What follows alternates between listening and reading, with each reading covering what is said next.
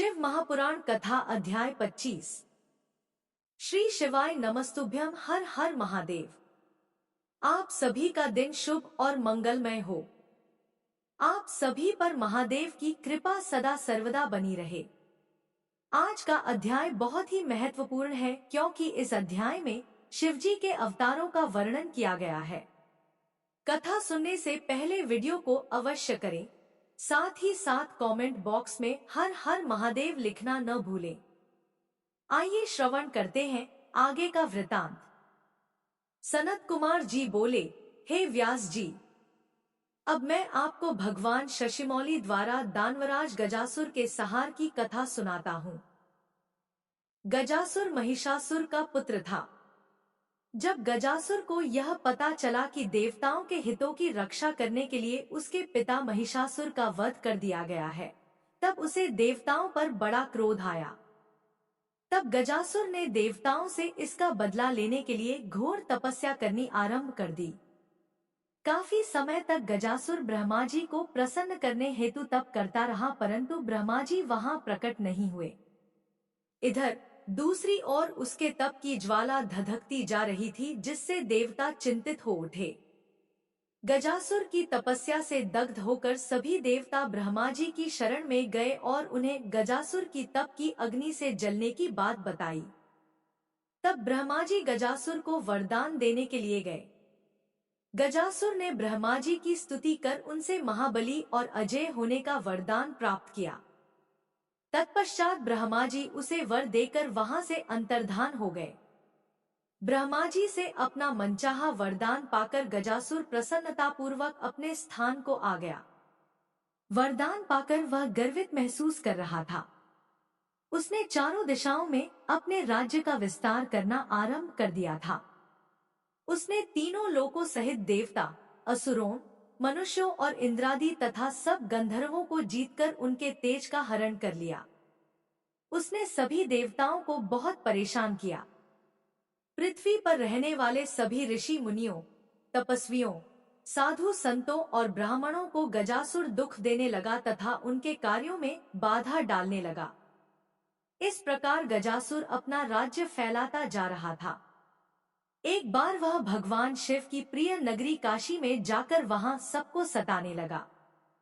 तब सभी देवता मिलकर भगवान शिव के पास गए और उनसे हाथ जोड़कर प्रार्थना करने लगे, हे भक्तवत्सल, हे कृपानिधान, उस गजासुर नामक दैत्य से हमारी रक्षा करें।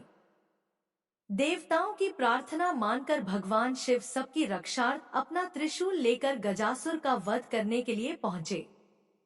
तब भगवान शिव और दैत्यराज गजासुर में बड़ा भयानक युद्ध हुआ। वह तलवार लेकर शिवजी पर झपटा। शिवजी त्रिशूल द्वारा उस पर प्रहार करने लगे। अंत में देवाधिदेव भगवान शिव ने त्रिशूल का वार किया और उसे त्रिशूल के सहारे ऊपर उठा लिया। इस प्रकार जब त्रिशूल ने उसके शरीर को भेद दिया, तब अपना अंतिम समय निकट जानकर दैत्यराज गजासुर भगवान शिव की आराधना करने लगा और शिवजी को प्रसन्न करने हेतु उनकी स्तुति करने लगा। गजासुर बोला, हे महादेव, हे कल्याणकारी, हे भक्तवत्सल, आप तो सबके ईश्वर हैं, देवों के देव महादेव हैं। आप सदा अपने भक्तों की रक्षा करते हैं और सदा भक्तों के अधीन रहते हैं। आप सबका कल्याण करने वाले तथा सबके कष्टों का निवारण करने वाले हैं। आप निर्गुण निराकार हैं।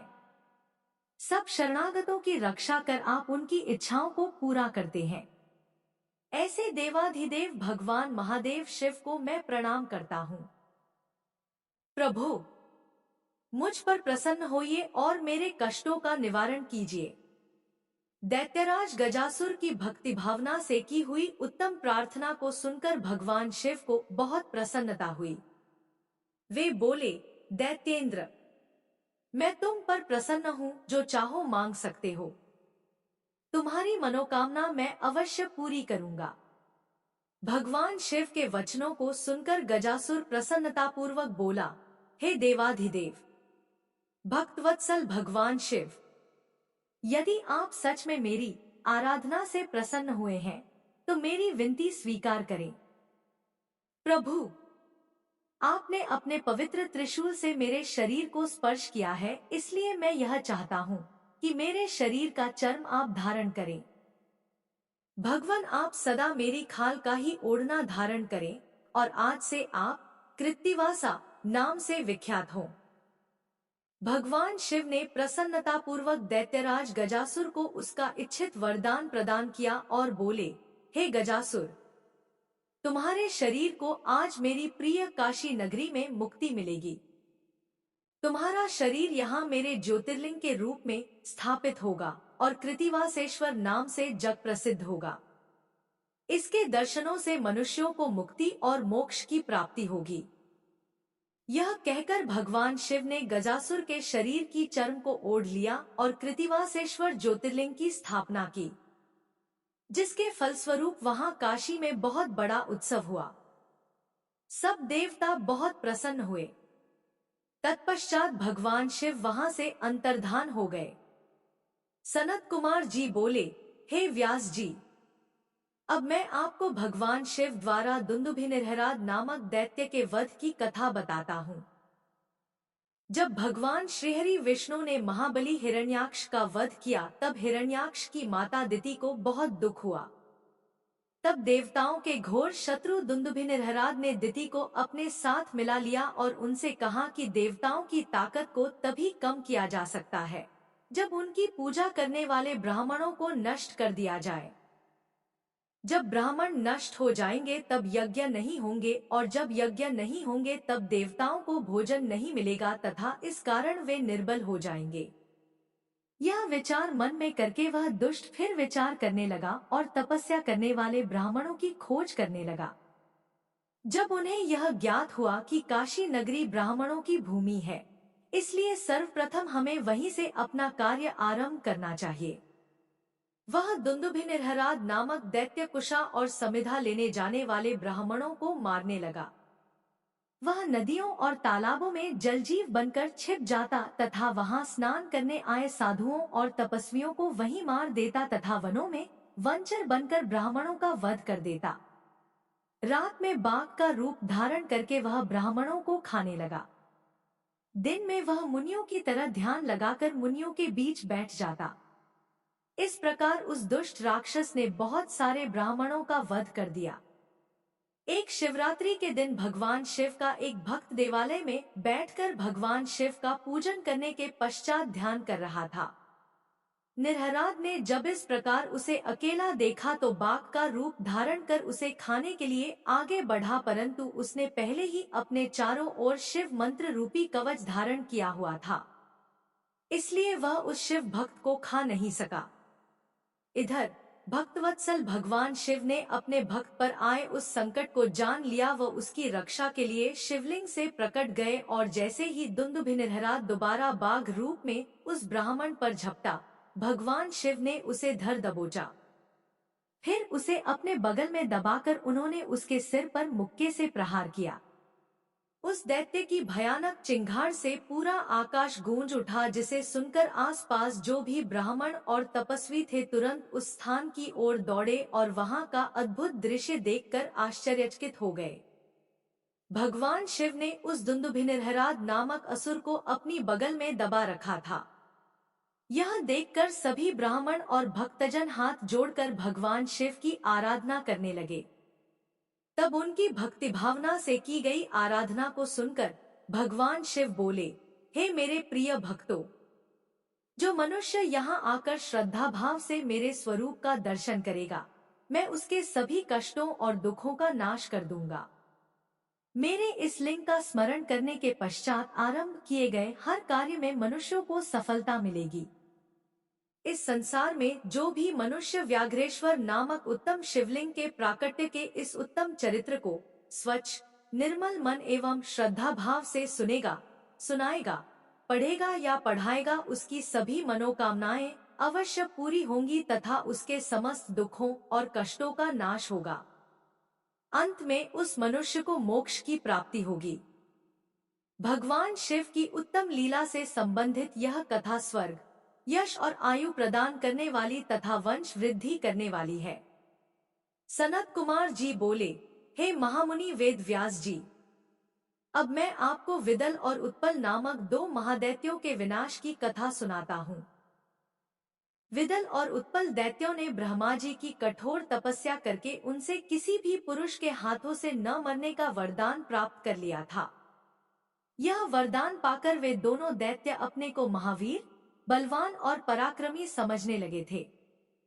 तब उन्हें अपने पर बड़ा अभिमान हो गया और उन्होंने अपने बल से सारे ब्रह्मांड को जीतकर अपने वश में कर लिया। तत्पश्चात उन्होंने सब देवताओं को भी युद्ध में परास्त कर दिया और उनके स्वर्गलोक पर अधिकार कर लिया। सब देवताओं ने ब्रह्मा जी को अपनी व्यथा सुनाई। तब ब्रह्मा जी ने उन्हें आश्वासन दिया और समझाया कि आप देवी पार्वती सहित भगवान शिव की आराधना करें। वे ही आपके दुखों को दूर कर सकते हैं। आप सब उन्हीं की शरण में जाएं।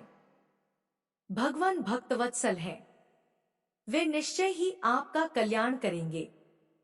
तब ब्रह्मा जी की आज्ञा मानकर देवता शिव शिवा की जय जयकार करते हुए अपने अपने धाम को चले गए। एक दिन की बात है, देवर्षि नारद भगवान शिव की इच्छा से प्रेरित होकर विदल और उत्पल नामक दैत्यों के पास गए और वहां उन्होंने उन महादैत्यों से देवी पार्वती के रूप सौंदर्य की बहुत प्रशंसा की। उनके रूप की प्रशंसा सुनकर दैत्य काम से पीड़ित हो गए। उन्होंने अपने मन में देवी पार्वती का हरण करने के बारे में सोचा। इस बुरी भावना को मन में लिए वे दैत्य पार्वती जी को देखने के लिए चल दिए। एक बार जब देवी पार्वती अपनी सहेलियों के साथ गेंद से खेल रही थी, तब आकाश मार्ग से जाते समय उन दुराचारी दैत्यों की दृष्टि देवी पार्वती पर पड़ी। वे महादैत्य शिवगणों का रूप धारण करके उनके निकट पहुँचे। उनकी आंखों की चंचलता को देखकर भगवान शिव ने उन्हें तुरंत पहचान लिया। उन्होंने अलौकिक रीति से देवी पार्वती को भी इस बात का ज्ञान करा दिया कि वे शिवगण नहीं, राक्षस हैं। अपने आराध्य पति सर्वज्ञ शिव की बातों को देवी पार्वती ने समझ लिया। महादैत्यों को उनकी करनी का फल चखाने के लिए देवी पार्वती ने सखियों के साथ खेलते खेलते इस प्रकार से गेंद घुमाकर मारी कि उसकी चोट से चक्कर खाकर विदल और उत्पल नामक दैत्य धरती पर इस प्रकार गिर पड़े, जैसे तेज वायु के झोंके से पके हुए फल टपक कर धरती पर गिर जाते हैं। जिस प्रकार वज्र के प्रहार से बड़े बड़े शिखर पल में ढह जाते हैं, गिरते ही उनके प्राण पखेरु उड़ गए। इस प्रकार उत्पल और विदल नामक महादैत्यों का वध करने के पश्चात वह गेंद ज्योतिर्लिंग के रूप में परिणत हो गई। दुष्टों का नाश करने वाला वह लिंग कंदुकेश्वर नाम से विख्यात हुआ। यह लिंग ज्येष्ठेश्वर के निकट स्थित है। काशी में स्थित कंदुकेश्वर ज्योतिर्लिंग दुष्टों का नाश करने वाला तथा भोग और मोक्ष प्रदान करने वाला है तथा मनुष्यों की सारी मनोकामनाओं को पूरा करता है। इस अनुपम कथा को सुनने अथवा पढ़ने से भय और दुख दूर हो जाते हैं तथा सुखों की प्राप्ति होती है और अंत में दिव्य गति की प्राप्ति होती है। ब्रह्मा जी बोले, हे मुनीश्वर, मैंने आपको समस्त मनोरथों को पूरा करने वाले रुद्र संहिता के युद्धखंड को सुनाया। यह शिवजी को प्रिय है और भक्ति और मुक्ति प्रदान करने वाला है। शौनक जी बोले, हे सूत जी, जो परमानंद है, जिनकी लीलाएं अनंत है और जो सर्वेश्वर अर्थात सबके ईश्वर हैं, जो देवी गौरी के प्रियतम तथा कार्तिकेय व विघ्न विनाशक गणेश जी के जन्मदाता हैं, उन आदिदेव भगवान शिव की हमें वंदना करनी चाहिए। हे सूत जी, आप मुझे भगवान शिव के उन अवतारों के बारे में बताइए जिनमें सज्जनों का कल्याण शिवजी द्वारा किया गया है। सूत जी बोले, हे शौनक जी, यही बात पूर्व में सनत कुमार जी ने परम शिव भक्त नंदीश्वर से पूछी थी। तब नंदीश्वर ने भगवान शिव के चरणों का स्मरण करते हुए कहा, मुने, भगवान शिव तो सर्वव्यापक हैं और उनके असंख्य अवतार हैं। श्वेतलोहित नामक 19वें कल्प में शिवजी का सद्योजात नामक अवतार हुआ है। यही शिवजी का प्रथम अवतार कहा जाता है। उस कल्प में परम ब्रह्मा का ध्यान करते हुए ब्रह्मा जी की शिखा से श्वेत लोहित कुमार उत्पन्न हुए। तब सद्योजात को शिव अवतार जानकर ब्रह्मा जी प्रसन्नतापूर्वक उनका बार बार चिंतन करने लगे। ब्रह्मा जी के चिंतन से परमब्रह्म स्वरूपी 4 यशस्वी ज्ञान संपन्न कुमार उत्पन्न हुए। उनके नाम सुनंद, नंदन, विश्वनंदन और उपनंदन थे। तब सद्योजात भगवान शिव ने ब्रह्मा जी को परम ज्ञान प्रदान किया तथा इस सृष्टि को उत्पन्न करने की शक्ति उन्हें प्रदान की। तत्पश्चात रक्त नामक 20वां कल्प आया। इसमें ब्रह्मा जी का शरीर रक्तवर्ण का हो गया। इस प्रकार ध्यान करते हुए उनके मन में अचानक पुत्र प्राप्ति का विचार आया। उसी समय उन्हें एक पुत्र प्राप्त हुआ। उसने लाल रंग के कपड़े पहन रखे थे तथा उसके सभी आभूषण और आंखें भी लाल ही थी। तब उस पुत्र को भगवान शिव का दिया हुआ प्रसाद जानकर ब्रह्मा जी बहुत प्रसन्न हुए। उन्होंने भगवान शिव की स्तुति करनी आरंभ कर दी।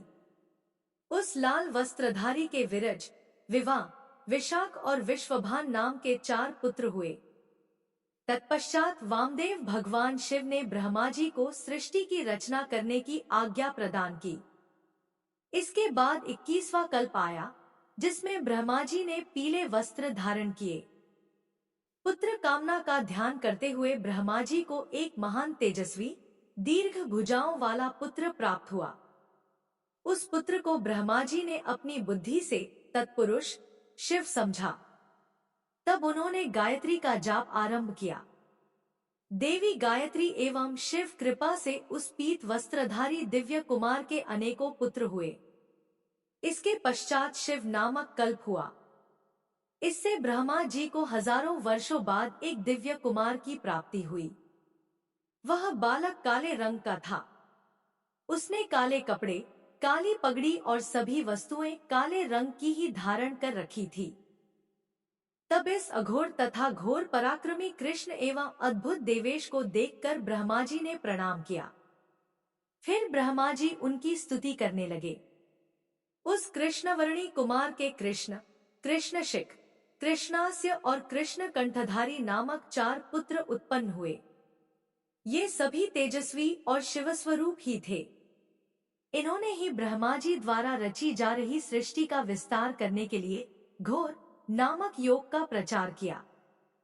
तत्पश्चात परम अद्भुत विश्वरूप नामक कल्प हुआ, जिसमें ब्रह्मा जी पुत्र की कामना से ध्यानमग्न थे। तभी उनके चिंतन से सिंहनाद करने वाली विश्वरूपा सरस्वती प्रकट हुई। साथ ही परमेश्वर के 5वें अवतार भगवान ईशान भी प्रकट हुए, जिनका रंग स्फटिक के समान उज्जवल था और उन्होंने अनेक प्रकार के सुंदर रत्नाभूषण धारण किए हुए थे। तब उन ईशान के जटी, मुंडी, शिखंडी और अर्धमुंड नामक 4 पुत्र हुए। इन बालकों ने भी योग का मार्ग अपना लिया। इस प्रकार मैंने जगत की हितकामना से भगवान शिव के सद्योजात नामक अवतार एवं शिवजी के ईशान, पुरुष, घोर, वामदेव और ब्रह्मा नामक 5 मूर्तियों के बारे में बताया। जो मनुष्य श्रद्धा भाव से भगवान शिव के इस अवतार को सुनता या पढ़ता है, वह इस संसार में सुख भोग कर परमगति को प्राप्त होता है। नंदीश्वर बोले, हे महामुने, अभी मैंने आपको भगवान शिव के श्रेष्ठ अवतारों के बारे में बताया, जो सुखदाता और परम कल्याणकारी हैं। अब मैं आपको देवाधिदेव महादेव जी की 8 मूर्तियों के विषय में बताता हूँ।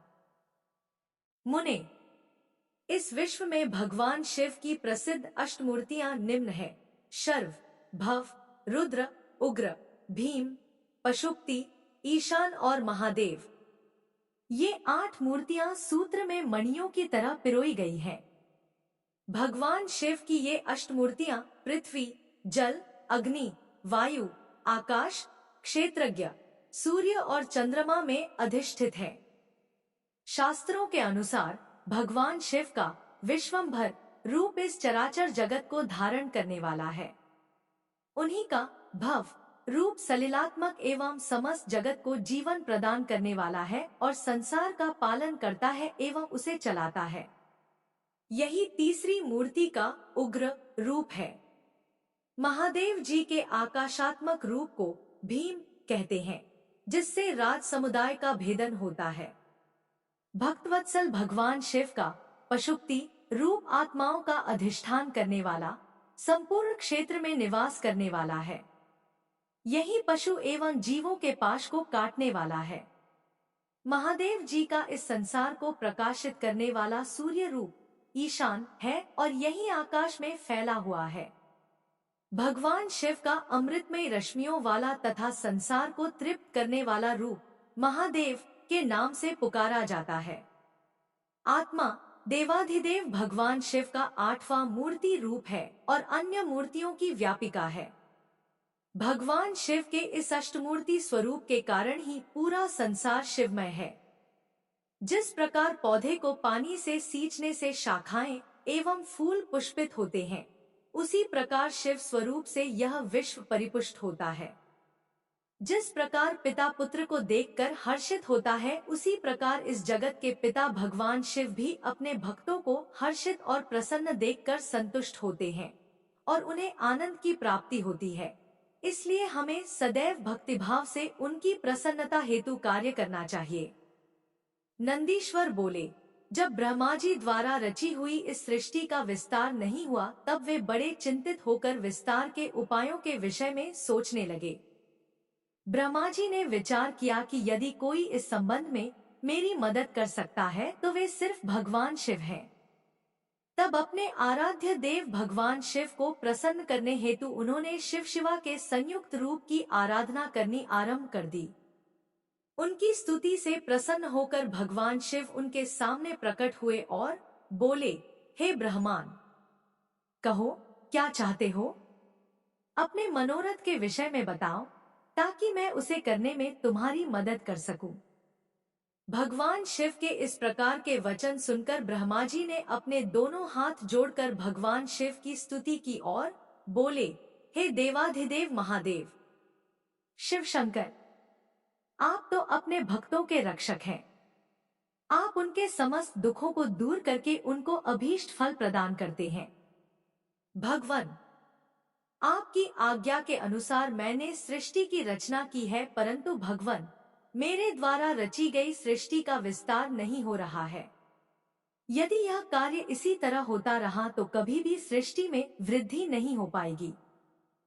तब ब्रह्मा जी के इन वचनों को सुनकर भगवान शिव बोले, हे ब्रह्मान, मैं जानता हूँ कि तुमने अपनी सृष्टि में प्रजा की वृद्धि के लिए मेरी पूजा आराधना की है। यह कहकर शिवजी ने अपने शरीर से देवी शिवा को अलग कर दिया। देवी शिवा को वहां देखकर ब्रह्मा जी देवी शिवा की स्तुति करने लगे और कहने लगे, देवी, आपके पति भगवान शिव की ही कृपा से इस सृष्टि का सृजन हुआ है। भगवान शिव बोले, हे ब्रह्मा जी, मैंने आपके मनोरथ को पूर्ण करने के लिए ही देवी शिवा को प्रकट किया है। इस सृष्टि का विस्तार तभी संभव है जब मैथुनी सृष्टि की रचना हो। इसलिए तुम इस कार्य की पूर्ति करो। यह सुनकर ब्रह्मा जी भगवान शिव और शिवा दोनों की प्रसन्नता हेतु कार्य करने लगे। ब्रह्मा जी बोले, हे देवी, सृष्टि के आरंभ में आपके पति देवाधिदेव भगवान शिव ने ही मेरी रचना की थी और मुझे सृष्टि की रचना करने का आदेश दिया था, जिसके फलस्वरूप मैंने अनेक पुरुषों की रचना की, परंतु इतना करने पर भी उनकी वृद्धि संभव नहीं हो सकी। इसलिए माते, मैं अपनी प्रजा की वृद्धि हेतु आपकी शरण में आया हूँ। प्रजा वृद्धि तभी संभव है जब सृष्टि का निर्माण कार्य अर्थात वृद्धि स्त्री पुरुष के समागम से हो, परंतु अभी तक मैं नारी को प्रकट नहीं कर पाया हूँ। हे शिवे, आप मुझे नारी की सृष्टि करने की शक्ति प्रदान करें। हे सर्वेश्वरी, हे जगत जननी, मेरे कार्य की सिद्धि हेतु आप मेरे पुत्र दक्ष की पुत्री के रूप में जन्म लीजिए। ब्रह्मा जी की प्रार्थना को मानते हुए देवी जगदम्बा ने दक्ष की पुत्री होना स्वीकार कर लिया। यह कहकर देवी शिवा ने भगवान शिव के शरीर में प्रवेश कर लिया। तत्पश्चात शिव शिवा वहां से अंतर्धान हो गए। तभी से शिव शिवा का अर्धनारीश्वर रूप विख्यात हुआ और इस संसार में स्त्री जाति की रचना संभव हुई। यह अर्धनारीश्वर स्वरूप वर्णन अत्यंत आनंददायक एवं मंगलकारी है। नंदीश्वर बोले, हे सर्वज्ञ सनत कुमार जी। एक बार ब्रह्मा जी से भगवान शिव बोले, ब्राह्मण, 7वें मनवंतर में वाराह कल्प होगा। इसमें कल्पेश्वर भगवान प्रकट होंगे, जो तीनों लोकों को अपने दिव्य प्रकाश से आलोकित करेंगे और तुम वैवस्वत मनु के प्रपौत्र बनोगे। उन मनवंतर में 4 युग होंगे। द्वापर युग के अंत में मैं ब्राह्मणों की रक्षा करने और उनका हित करने हेतु अवतार धारण करूंगा। द्वापर युग में व्यास जी प्रभु का रूप धारण करेंगे। कलयुग के अंत में मैं देवी शिवा सहित श्वेत नामक ब्राह्मण मुनि के रूप में प्रकट होऊंगा। हिमालय पर्वत पर मेरे श्वेतशिख, श्वेताश्व और श्वेतलोहित नामक 4 शिष्य होंगे। मेरे ये शिष्य अविनाशी तत्व को जानकर जन्म मृत्यु के बंधनों से मुक्त हो जाएंगे। हिमालय के उच्च शिखर पर जब मैं अवतार लूंगा, उस समय ब्रह्मा जी मेरे शिष्य बनकर मुझसे अव्यय तत्व की शिक्षा लेंगे और मेरे परम भक्त बनकर मेरी आराधना करेंगे। द्वापर में प्रजापति सत्य तो कलयुग में सुतारी नाम से मुझे प्रसिद्धि मिलेगी। उस युग में दुंदुभि, शत्रु, त्रिशीक और केतु आदि वेदों के ज्ञाता मेरे प्रिय शिष्य होंगे। मेरे ये शिष्य ध्यान और योग के माध्यम से शिवलोक को प्राप्त करेंगे। द्वापर के तीसरे चरण में व्यास जी भार्गव के रूप में अवतरित होंगे और शिवलोक के पास दमन नाम से प्रसिद्ध होंगे। मेरे विशोकादि नामक 4 पुत्र व्यास जी के शिष्य होंगे, जिन्हें मैं दृढ़ निवृत्ति का उपदेश दूंगा। तत्पश्चात चौथे द्वापर में अंगिराज व्यास होंगे और मैं सुहोत्र नाम से प्रकट होऊंगा। मेरे 4 पुत्र होंगे और वे चारों महात्मा बन जाएंगे। मेरे ये चारों पुत्र सुमुख, दुर्मुख, दुदर्भ और दुर्तिक्रम नाम से विख्यात होंगे। 5वें द्वापर में व्यास जी सविता नाम से प्रसिद्ध होंगे और मैं कंक नामक योगी व महान तपस्वी होऊंगा। तब मैं व्यास जी की सहायता करूंगा और उन्हें अर्थ मुक्ति के मार्ग का आश्रय दूंगा। 9वां द्वापर आने पर व्यास जी सारस्वत होंगे। तब मैं स्वयं ऋषभ नामक अवतार धारण करूंगा। पाराशर, गर्ग, भार्गव तथा गिरीश मेरे शिष्य होंगे। ये चारों श्रेष्ठ योगी होंगे और सदा योग के मार्ग का ही अनुसरण करेंगे। अपने ऋषभ अवतार में मैं भद्रायु नाम के एक राजकुमार को जीवन दान दूंगा, जो कि विष द्वारा मर जाएगा। जब वह राजकुमार भद्रायु 16 वर्ष का होगा, उस समय मेरे अंश ऋषभ ऋषि उसके घर जाएंगे। जब वह राजकुमार श्रद्धा और भक्ति भावना से उनका पूजन करेगा, तब वे मुनि उसे राजधर्म का उपदेश देंगे। उसकी पूजा अर्चना से प्रसन्न होकर वे मुनि भद्रायु को दिव्य कवच, शंख तथा शत्रुओं का विनाश करने वाला खड्ग प्रदान करेंगे। यही नहीं, वे उसके शरीर पर अद्भुत भस्म लगाकर उसे 12,000 हाथियों का बल भी प्रदान करेंगे। इस प्रकार भद्रायु को अनेकों वरदान और दिव्य वस्तुएं प्रदान करने के पश्चात वे वहां से चले जाएंगे। तब भद्रायु रिपुगुणों को युद्ध में हराकर कीर्तिमालिनी नामक परम सुंदरी कन्या में से विवाह करके धर्म पूर्वक राज्य करेगा। यही ऋषभ नामक 9वां अवतार है। ऋषभ चरित्र परम पावन, महान तथा स्वर्ग, यश और आयु प्रदान करने वाला है। शिवजी बोले, ब्राह्मण, 10वें द्वापर में त्रिधामा नामक व्यास मुनि होंगे, जो हिमालय के उच्च शिखर पर भृंगु नामक स्थान पर रहेंगे। उस अवतार में भी मेरे भृगु, बलवंधु, नरामित्र और केतुश्रृंग नामक 4 तपस्वी होंगे। 11वां द्वापर आने पर त्रिवृत नामक व्यास होंगे और मैं कलिंग में गंगा के द्वापर में तप नाम से प्रकट होऊंगा और लंबोदर, लंबादा, केशलम पुत्र और प्रलंबक नामक मेरे 4 पुत्र होंगे। ये चारों दृढ़वर्ती होंगे। तत्पश्चात 12वां द्वापर आएगा। इसमें शत्तेजा मुनि व्यास होंगे और मैं अत्रि नामक अवतार धारण करूंगा। उस समय सर्वज्ञ, संबुद्धि, साध्य और शर्व नाम के मेरे 4 पुत्र होंगे। ये महायोगी होंगे और निवृत्ति के मार्ग का अनुसरण करेंगे। 13वें द्वापर में व्यास धर्म स्वरूप नारायण होंगे और मैं गंधमादन पर्वत पर बालखिल्याश्रम में जन्म लेकर महामुनि बलि के नाम से जाना जाऊंगा। तब सुदामा, कश्यप, वशिष्ठ और विरजा मेरे पुत्र होंगे। वहीं 14वें द्वापर युग में व्यास जी दक्ष बनकर और मैं गौतम के रूप में अवतरित होऊंगा। तब अत्रि, वशद, श्रवण और श्रविकष्ट मेरे पुत्र के रूप में जन्म लेंगे। 15वां द्वापर आने पर मैं हिमालय के वेदशीर्ष नामक पर्वत पर सरस्वती नदी के उत्तरी तट पर वेदशिरा का रूप धारण करूंगा।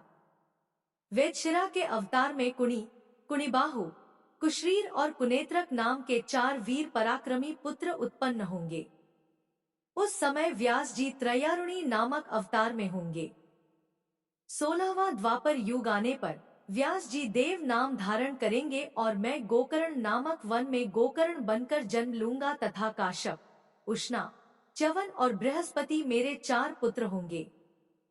17वें द्वापर युग में व्यास देव कृतंजय होंगे। मैं गुहावासी नाम से अवतार लूंगा और उतथ्य, वामदेव, महायोगा और महाबल मेरे पुत्र होंगे। 18वां द्वापर आने पर मैं शिखंडी पर्वत पर जहां शिखंडी वन है, वहां शिखंडी नाम से अवतरित होऊंगा और ऋतंजय व्यास होंगे। उस समय वाचा श्रवा, रुचिक, श्यावास्य और यतीश्वर मेरे पुत्र तपस्वी होंगे। 19वें द्वापर युग में महामुनि भारद्वाज व्यास होंगे और मैं माली नाम से हिमालय के शिखर पर जन्म में लूंगा। तब मेरी लंबी लंबी जटाएं होंगी। हिरण्यनामा, कौसल्य, लोकाक्षी और प्रधिमी, जो कि गंभीर स्वभावी हैं, मेरे पुत्रों के रूप में जन्म लेंगे। 20वां द्वापर आने पर व्यास जी गौतम और मैं अट्टहास नाम से अवतार धारण करेंगे। सुमंत, वरवरी, विद्वान कबंध और कुणिबंधर मेरे योग संपन्न पुत्र होंगे। 21वें द्वापर युग में मैं दारुक नाम से पैदा होऊंगा और मेरे नाम से उस स्थान का नाम दारुवन हो जाएगा। पल्क्ष, दारभामणि, केतुमान तथा गौतम मेरे पुत्र होंगे और वाचा श्रवा व्यास होंगे। 22वां द्वापर युग आने पर व्यास जी सुषमायण के रूप में अवतार लेंगे और मैं वाराणसी में लांगली भीम के अवतार के रूप में प्रकट होऊंगा। उस समय मुझ हलायुधारी शिव का दर्शन सभी देवता करेंगे तथा भल्लरी, मधु, पिंग और श्वेतकेतु मेरे पुत्र होंगे तथा वे धार्मिक रुचि रखने वाले होंगे। 23वें द्वापर में व्यास तृणाबिंदु मुनि होंगे। तब मैं कालिंजर नामक पर्वत पर श्वेत नाम से उत्पन्न होऊंगा और उशिक, बृहद्रश्व, देवल और कवि नाम के 4 तपस्वी पुत्र होंगे। 24वें द्वापर में यक्ष व्यास होंगे। तब मैं शूली नामक महायोगी के रूप में जन्म लूंगा।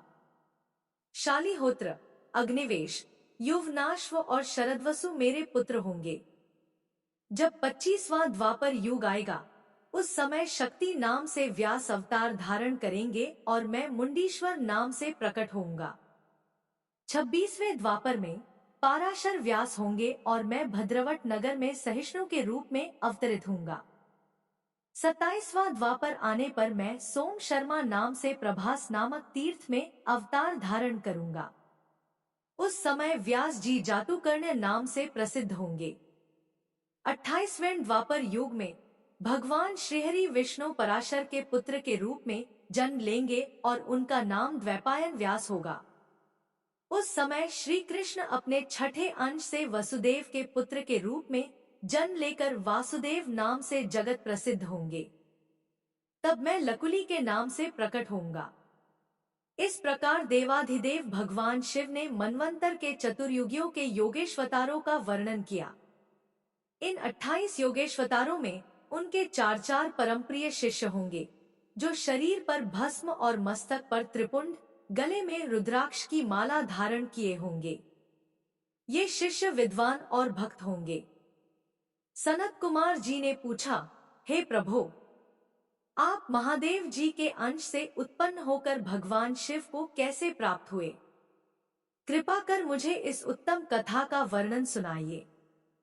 नंदीश्वर बोले, हे ब्रह्मापुत्र सनत कुमार जी, शिलाद नामक एक धर्मात्मा मुनि थे। एक बार जल पुत्र की कामना से शिलादी ऋषि इंद्र की तपस्या और उनका ध्यान करने लगे।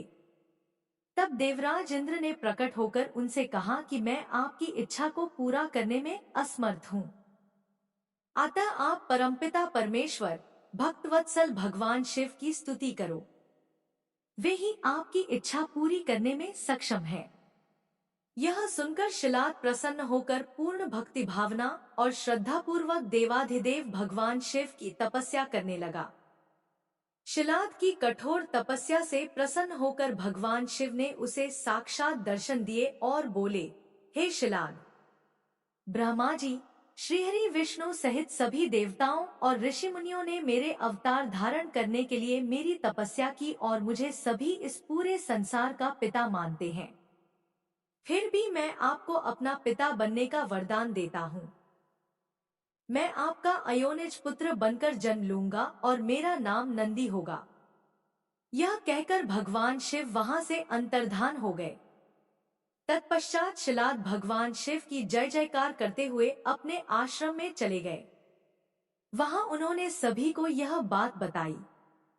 कुछ समय उपरांत मेरे पिता शिलाद यज्ञ भूमि को सही कर रहे थे कि उसी समय मैं भगवान शिव की आज्ञा से उनके शरीर से उत्पन्न हुआ।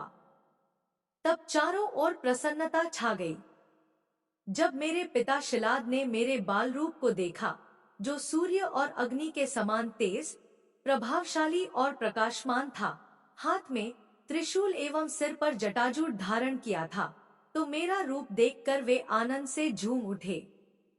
शिलाद बोले, हे सुरेश्वर, आपने मुझे बहुत आनंद दिया है। इसी कारण मैं आपका नाम नंदी रखता हूँ। तब मेरे पिता अत्यंत प्रसन्न होकर भगवान शिव की स्तुति करने लगे। तत्पश्चात वे अपनी कुटिया में चले गए। उस कुटिया में जाकर मैंने अपने इस रूप का त्याग कर दिया और साधारण बालक की भांति रहने लगा। तब मेरे पिता शिलाद ने मेरे नामकरण आदि संस्कार पूरे किए। 5 वर्ष का होने पर मुझे संपूर्ण वेदों का अध्ययन कराया गया। जब मैं 7 वर्ष का हुआ तो देवाधिदेव भगवान शिव की आज्ञा से मित्र और वरुण नामक मुनि मुझे देखने मेरे आश्रम आए। मेरे पिता शिलाद ने उन दोनों को उत्तम आसन पर बैठाया और उनकी बहुत आवभगत की। तब वे दोनों मुझे बार बार निहारने लगे और कुछ देर पश्चात वे मेरे पिता से बोले, हे तात, तुम्हारा यह पुत्र इतनी छोटी आयु में ही सब शास्त्रों का ज्ञाता हो गया है, लेकिन इसकी आयु तो बहुत कम है। इसके जीवन का तो मात्र 1 वर्ष शेष रह गया है। तब उन दोनों की बातें सुनकर मेरे पिता शिलाद अत्यंत दुख से भर गए और रोने लगे। अपने पिता को इस प्रकार दुखी देखकर नंदीश्वर ने उनसे प्रश्न किया। वे पूछने लगे, पिताजी, आप किस कारण इतना दुखी हो रहे हैं? तब पिता शिलाद ने मुझे मेरी अल्पायु के विषय में बताया। तब मैं बोला, हे पिताजी, आप इस प्रकार दुखी ना हो। मुझे देवता, दानव, यक्ष, गंधर्व, काल, यमराज या कोई भी मनुष्य नहीं मार सकता।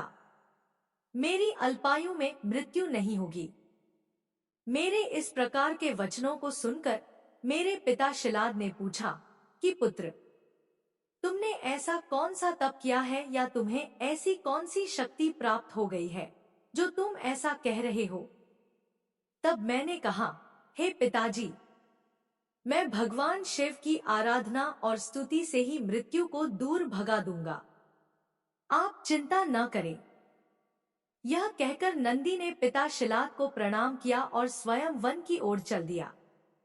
नंदीश्वर बोले, हे महामुने, मैंने वन में जाकर घोर तपस्या करनी शुरू कर दी।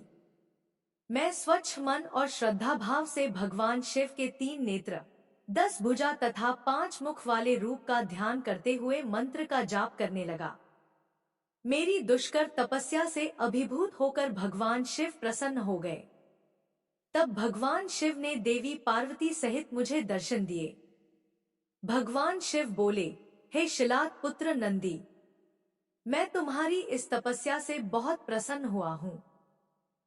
तुम जो चाहो मनोवांछित वर मांग सकते हो। तुम्हारी इच्छा मैं अवश्य पूरी करूंगा।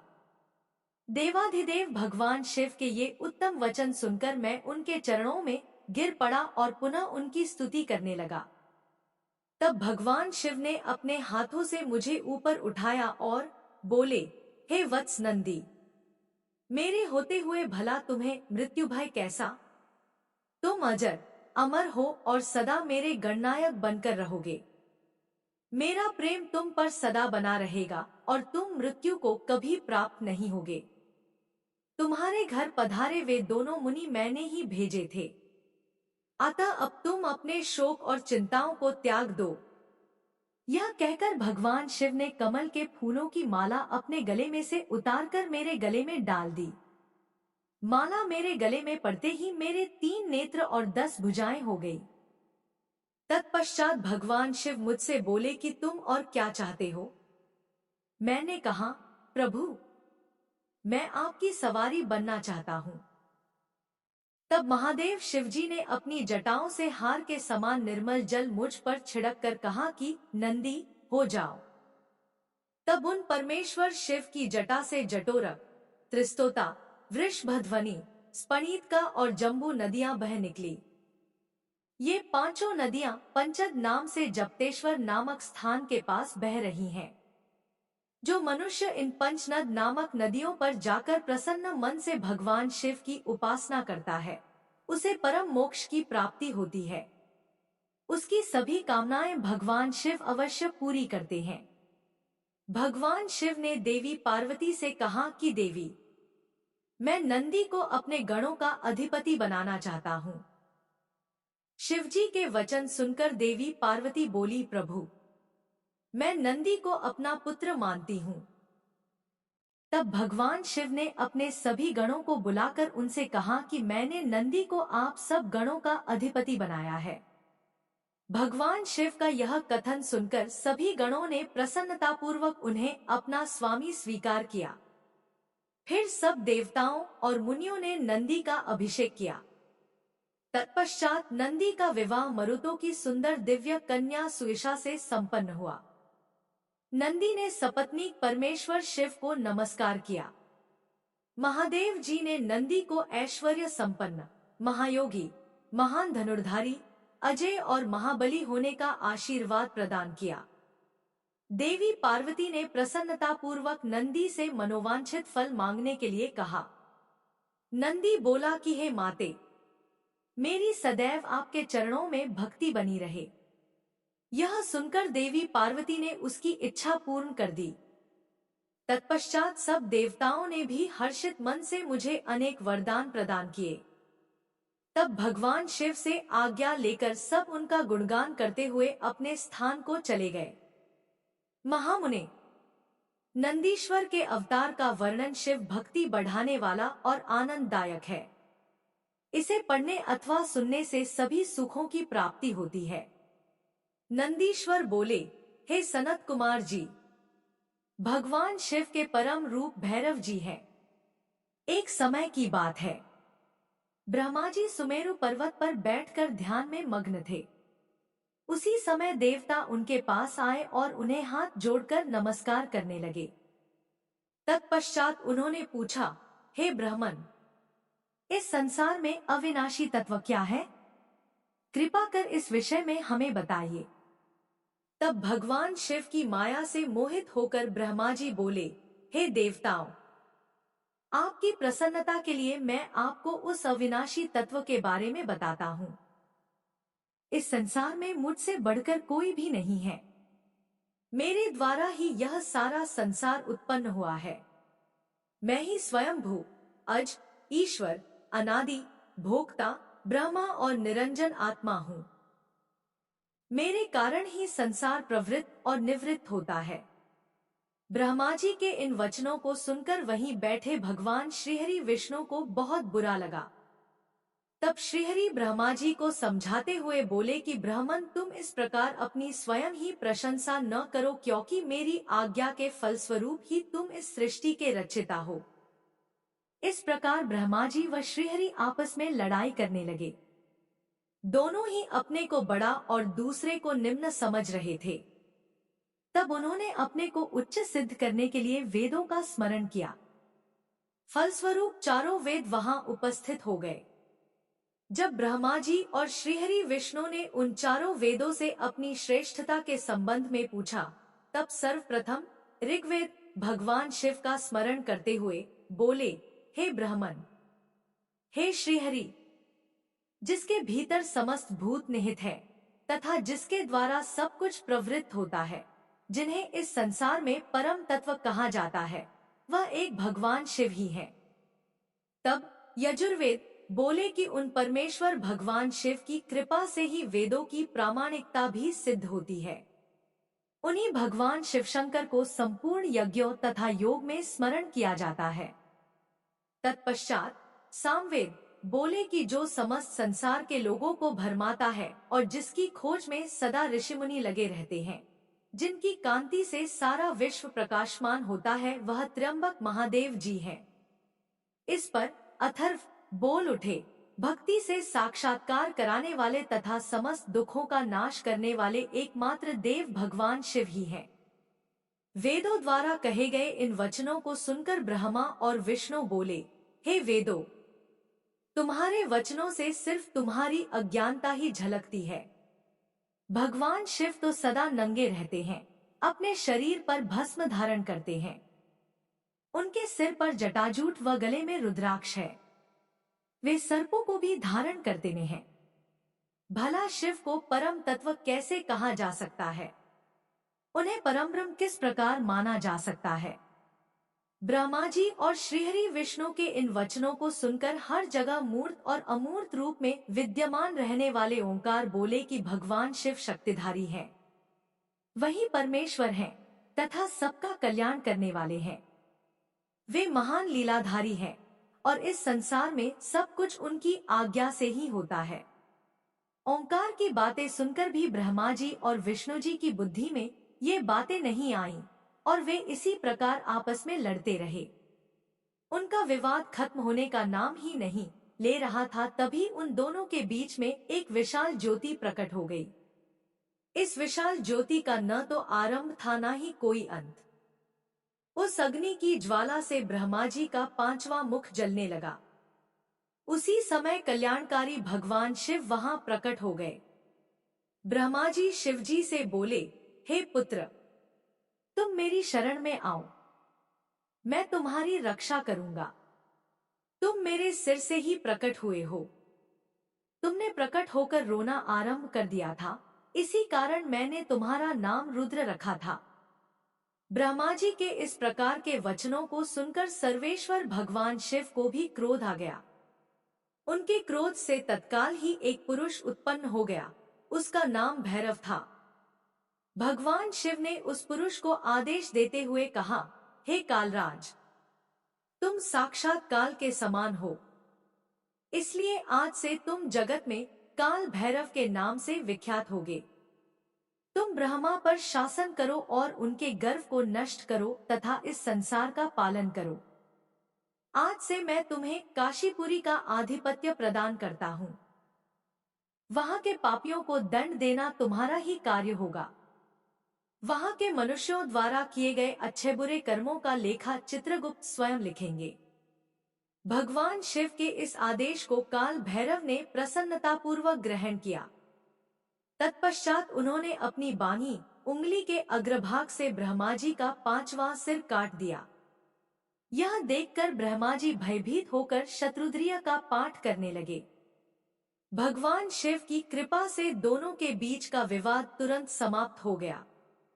उन्हें शिवजी का अपमान करने पर अत्यंत पछतावा होने लगा। भगवान शिव भक्तवत्सल है और अपने भक्तों का सदैव कल्याण करते हैं। उन्होंने ब्रह्मा जी और विष्णु जी को भी क्षमा करके उन्हें अभय प्रदान कर दिया। तत्पश्चात भगवान शिव ने काल भैरव को आज्ञा प्रदान की कि वे सदा ब्रह्मा और विष्णु का आदर करें और पापियों को दंड प्रदान करें। इससे आगे का वृतांत सुनिएगा अगले अध्याय में। तब तक के लिए जय श्री कृष्णा, राधे राधे।